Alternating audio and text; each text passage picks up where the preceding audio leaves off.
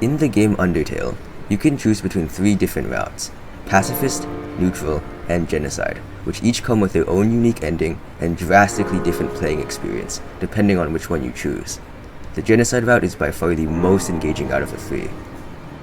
What makes it so captivating is how it is objectively the wrong and worst way to play the game, yet it's still just as interesting, if not more interesting than all the other routes. Now, to those who haven't experienced Undertale's Genocide route before, that might sound ridiculous, but it comes down to something very simple. The Genocide route destroys Undertale, and that's what makes it beautiful.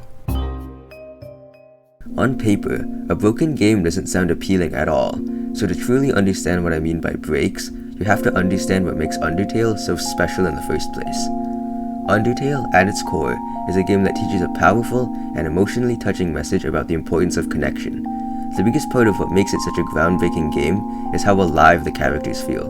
From Papyrus to Alphys to Undyne, every character feels realistically human, despite all being monsters. They make you feel every interaction with the characters in a way that not many games are able to capture, let alone a game with Undertale's simplicity.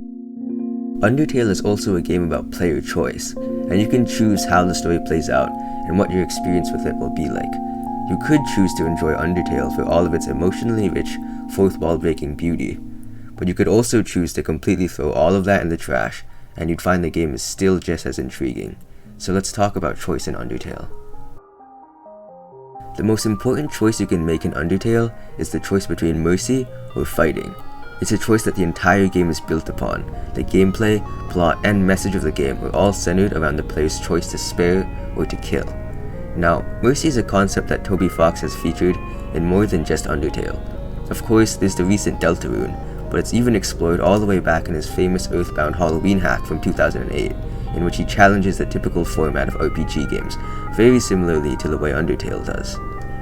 Conventional RPG games are all about slaying the bad monsters time and time again with the purpose of getting stronger, gaining XP, levels, but Undertale questions this mechanic.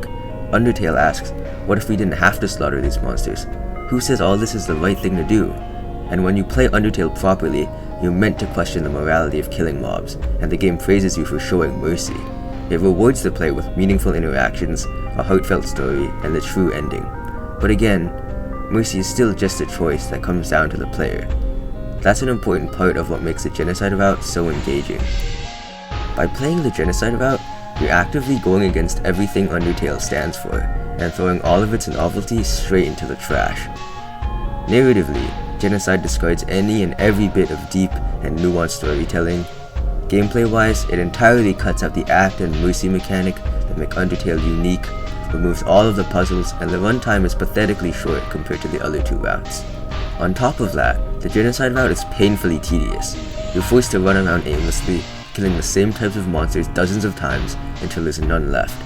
Once you're finally done slaughtering every monster in the area, you spend a few boring minutes walking to the next boss that you one-shot, and then enter the next area. Rinse and repeat 4 times, and the end. Now, if you've never played Undertale, you might be thinking, that sounds like a terrible game. Who on earth would want to play that? And if that's what you're thinking, then you have to realize that everything I've just described about the repetitive mob grinding, it's really just the standard formula for most RPG games. The biggest difference between the Genocide route and most traditional RPG games is that the Genocide route lacks any of the fun adventure, challenges, or fun characters that keeps people playing games like Final Fantasy. So even without any of that, what even is the appeal of the Genocide route? Why would anyone even choose Genocide to begin with? Well, there are 2 main things that keep players invested in Undertale's Genocide route. Those 2 things are the Genocide route's atmosphere and the player's own curiosity. At every single turn in the Genocide route, the game tries to make you give up. It tries to make you bored and frustrated with mind-numbingly boring monster grinding. Then suddenly throughout, it throws the 2 most difficult bosses in the game at you for the steepest difficulty curve imaginable. It wants you to quit and to ask yourself, why am I doing this? But the answer is fairly simple. It's human curiosity. It's natural. Your brain can't help but wonder how far you can take this, wonder if anyone can stop you, wonder if anything is going to change. You're curious, so even when you shouldn't want this, and it would be so much easier to just quit, you keep playing. It might even be that little part in everyone's mind that just wants to watch the world burn a little. That itself is curiosity. Humans are naturally curious, dangerously so, and that's why people play the Genocide route. This morbid curiosity itself goes against Undertale's message about connection and morals. Undertale strongly pushes you to make the right choices in order to get the more fulfilling and positive endings. If you've ever been trying to do a pacifist run, I'm sure there have been times where you ever wondered, what if I chose to fight Papyrus here? What if I just throw out Undyne's letter here? What if I stopped doing what everyone expected of me? The neutral and especially pacifist routes don't allow for this kind of curiosity, and you're forced to follow specific rules and steps in order to get the ending you want. This curiosity, though, is precisely what draws people into the Genocide route and keeps them wanting more from it. However, if the route was really nothing but boring monster grinding and misery, curiosity alone wouldn't be enough to keep people playing the Genocide route. So with all those flaws that make the route so unenjoyable, there has to be something else to it that draws players in, and that brings me to the second piece I mentioned, the game's atmosphere. The whole atmosphere of the Genocide route feels oppressive and unsettling, and it does this with very minor, subtle changes to the game. Every track is slowed down to an eerie speed. Monsters in Snowdin hide in their houses, fearing for their lives. Nearly every boss you fight is killed in a single attack. When you save your game, there's no more fun-inspiring message, and just a number of how many more monsters are left to kill. You can just feel the loss of hope throughout everywhere in the underground, and it's all because of the player's unnecessary violence. It's best shown in the Undyne fight, the first boss that actually poses a threat to you, and doesn't die in a single hit.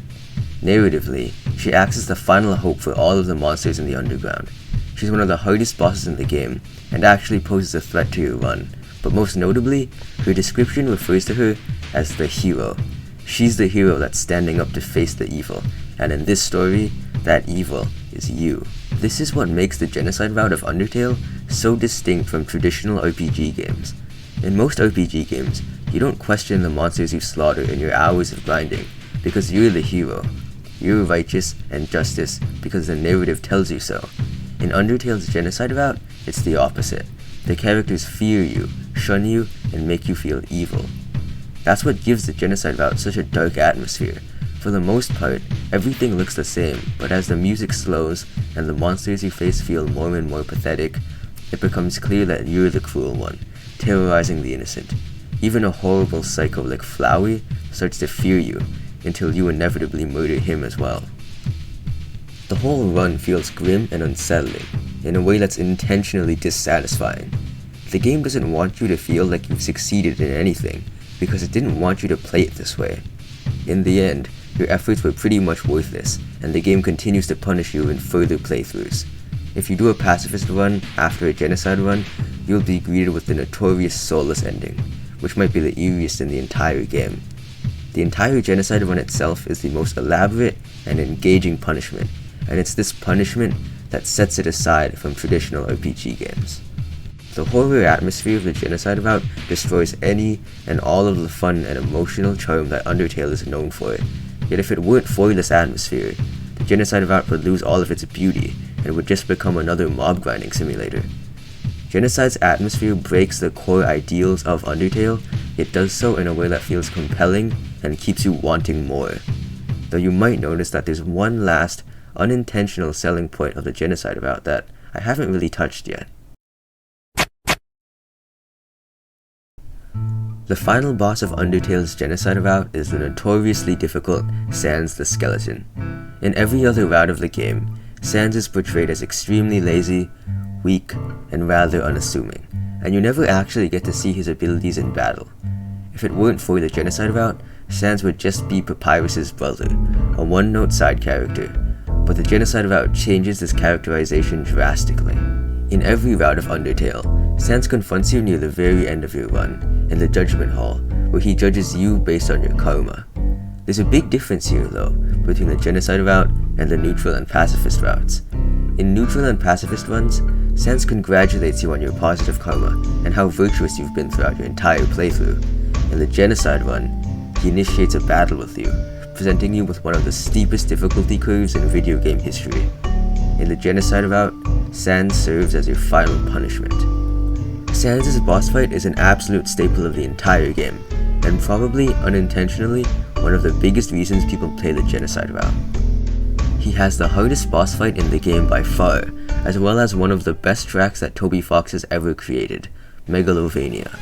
Megalovania was actually used back in Toby's Earthbound Halloween hack for the final boss, and was designed to evoke the feeling of being overwhelmed when faced with an absurdly strong enemy. It served its role well in the Earthbound Halloween hack, and it's no wonder that Toby Fox reused it for a similar role in Sans' fight. Sans is my and many others' favorite fight in Undertale, with some of the most unique battle mechanics in the game. Things like the karma system, the removal of iframes, and his ability to attack you in the menu just makes the fight so engaging, and it's no wonder that there's an absurd amount of Sans AU fights in fan games. His fight plays a pretty similar role to Undyne's in Genocide, acting as another ridiculous attempt to punish the player and make them give up on the run entirely. I'm sure many Genocide runs have been cut short by this fight, so it clearly does its job extremely well as the final hurdle for the player to clear, to really test their mettle. The Genocide route is all about punishing the player for playing the game wrong, and Sans perfectly encapsulates this punishment. It's a final, unexpected, and brutally challenging test of just how far you're willing to go with breaking the game's morals. The Genocide route is the most interesting route of the three because it is fundamentally the wrong way to play Undertale. It destroys everything meaningful about the game, yet does so in a way that feels powerful and makes for a very engaging experience. The Genocide route breaks Undertale, and that's what makes it beautiful. Thank you so much for sticking around until the end. This is my first time ever creating content like this. I usually just make edits of random games or shows that I like, but I felt inspired and wanted to talk about one of my favorite games of all time. If you really stuck around for this long, then you probably enjoyed the video, so why don't you leave a like and subscribe? I'd be extremely grateful, and it'll help me keep putting out content like this, if that's what you want to see. I'll probably post a Deltarune video next, if I do another one of these, so stay tuned for that if you want. Anyways, thanks for watching. I've been Freezy, and I'll see you next time.